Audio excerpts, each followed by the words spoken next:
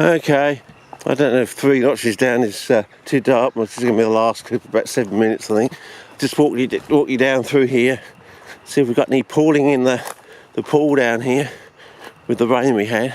Not sure.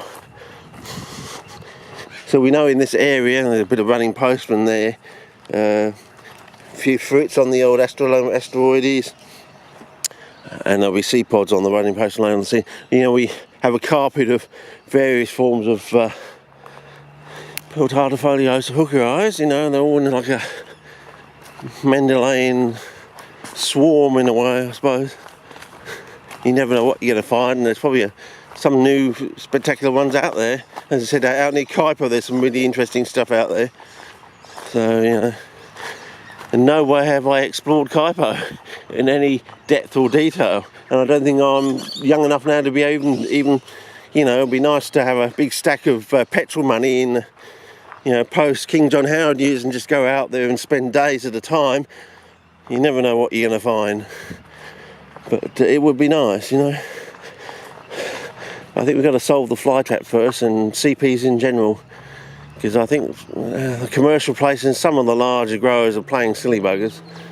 I think it's mainly the commercial growers, but you know, making money for jam and telling you one thing and doing something completely different themselves. I think that's the way it's going down. But anyway, or appears to be going down anyway, apparently. So not sure. I mean, if you know what's going on, tell me. And as I said, I'm quite willing to change my mind when faced with the evidence, but I doubt it. I think there's too much evidence to the contrary, actually. You know, either we're doing something really wrong, or we've been told something that's completely false. It's something we haven't discovered yet, that maybe someone else has or something, or it's like that, people grow a nice cephalotus or something, it's growing wonderfully, and then they repot it and it just goes downhill. You know, what's going on with that? First they say they're not mycorrhizal, and I think, well, isn't that one of the classic signs of having a mycorrhizal relationship? Everything's tickety-boo until you damage the mycorrhizal relationship in some form or fashion. I have shown evidence to some extent, but it's just getting into that nub of the argument and actually getting the definitive proof, you know, which is what the candles is all about. If I can get a candle to ensheathe in a non-peat medium, then you can work out what's in the peat that's doing what's causing the ensheathment. What is it? Is it a particular element, a combination of elements? You know, when you get it right, you get ensheathment. When you don't get it right, you don't get ensheathment. But you need ensheathment to transfer all the nutrients and keep everything, you know, well, not fungal free, but you know, disease free, basically.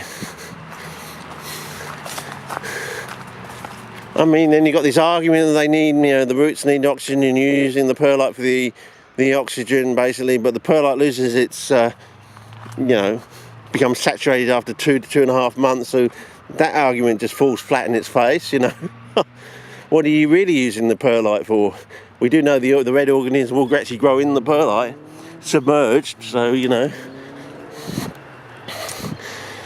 So if the organism likes an anaerobic environment, that 2.5 month period where it has to lose the air to become anaerobic is a wasted 2.5 months, isn't it? I mean, which end of the argument are you running, fellas? That's what I want to know. Have you got the right end of the stick, you know, the right end of the dog's bowl, basically, you know? Okay. Well, there's someone out there stuck by the side of the road. No driver, apparently. Hopefully it's... Anyway, let's have a look in here, but I can't see anything, fellas. I always like looking in this sort of creek beddy area, but it always brings me hope, but you know...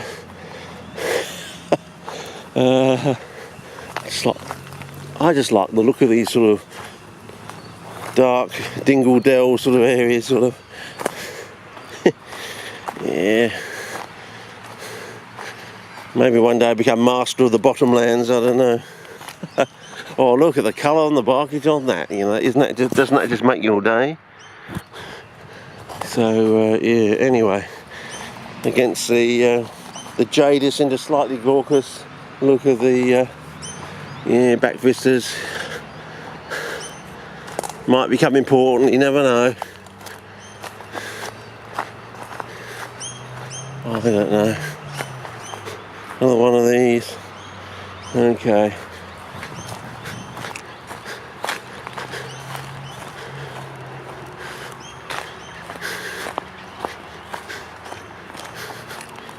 You know, I thought the petrol prices were coming down, but, you know, maybe they've conked down on petrol. I think the whole country's coming to a precipice, actually. Yeah. I mean, we had a phone call this morning, you know, a political poll or something, and I said not interested, and just put the phone down, basically. So I don't know whether they're thinking of changing the Prime Minister yet again, or they're going to put the Tony Abbott into a position and demote Christopher Pyne. I mean, all hell will break loose in South Australia. I mean, you know,